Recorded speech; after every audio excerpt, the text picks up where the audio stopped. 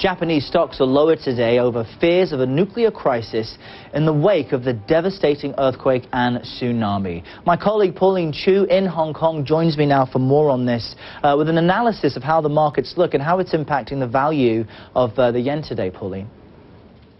Errol, the story about the yen was definitely the talk of the business world today. A financial fallout continues to follow the crisis still unfolding in Japan. And early Thursday morning, in the wee hours of the morning, the Japanese yen hit its strongest level against the dollar since World War II. And that was $1 to 76.25 yen, surpassing its previous high of 79.75 set back in 1995.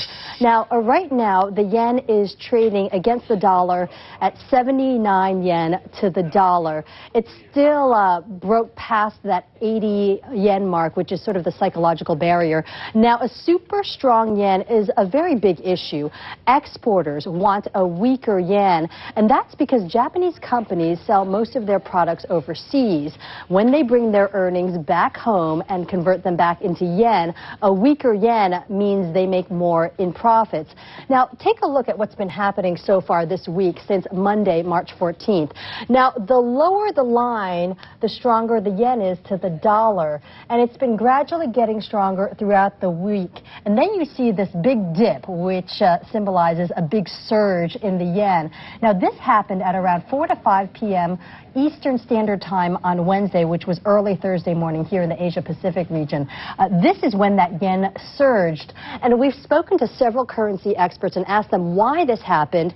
They believe this happened because many investors had taken high dollar-yen positions. And that means when the yen strengthened to that psychologically important 80 yen mark that I just mentioned, it actually triggered a surge of automatic buy orders, which is what we see here in this major dip, which is a major surge in the strength of the yen.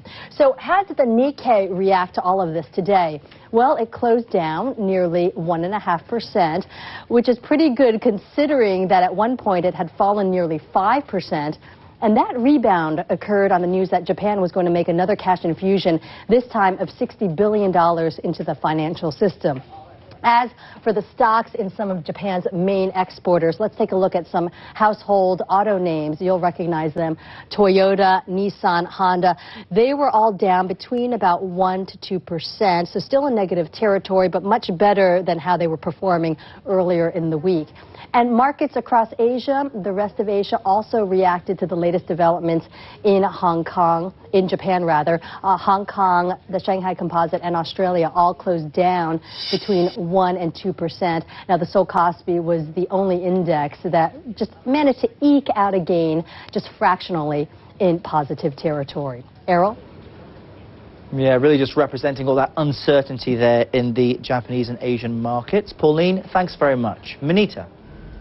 Well, Errol, let's broaden this out a little bit more. And joining us now from Tokyo is Andy Palmer. He's Senior Vice President at Nissan, one of Japan's biggest car makers. And Mr. Palmer, thank you very much for being with us. We just saw that from our colleague in Hong Kong talking about the surge and the record strength of the yen and the kind of impact. I'd like to know what's happening at Nissan and what kind of impact that's happening on your exports. Well, you know, obviously it's a tough time for over the past week or so. Clearly our priority at Nissan has been to secure first and foremost the safety of all of our employees, and we have relatively good news there. After that, of course, we've been trying to make sure that our supply chains are up and running and that we've been able to produce cars. Good news is today we managed to produce our first cars out of Kyushu. We are basically, of course, producing from the stock that we have, and the challenges for us right now are making sure that our supply chain is in good shape, and that's occupying every waking hour right now. What does that, tell me a little bit about what that entails in terms of the supply chain. You get some of the supplies also from China, but in terms of getting these parts into the country, obviously the whole country is in an emergency situation right now. Getting all of that production back into normal mode must be extremely difficult. It is.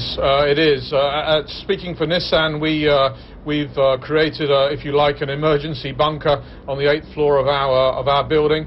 We've got hundreds of people working there day in, day out, 24/7, basically contacting with suppliers to open those supply chains up, see what kind of capability they have, and obviously making sure that our factories are capable of producing cars. Now, as I say, the good news is that we managed to start production in Kyushu, 2 of our plants in Kyushu today, and there'll be another 4 go up on Sunday. Now, the problem for us is securing continuity of supply, and you know, there's a lot of issues. Some of our suppliers have been hit by the tsunami. It gives us some issues, and some of our suppliers even exist within the nuclear exclusion zone. So obviously we're working with them to see whether we can take parts from another location.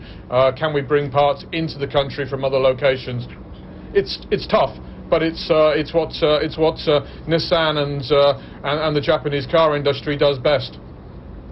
What kind of impact is this going to have on your output in the long run?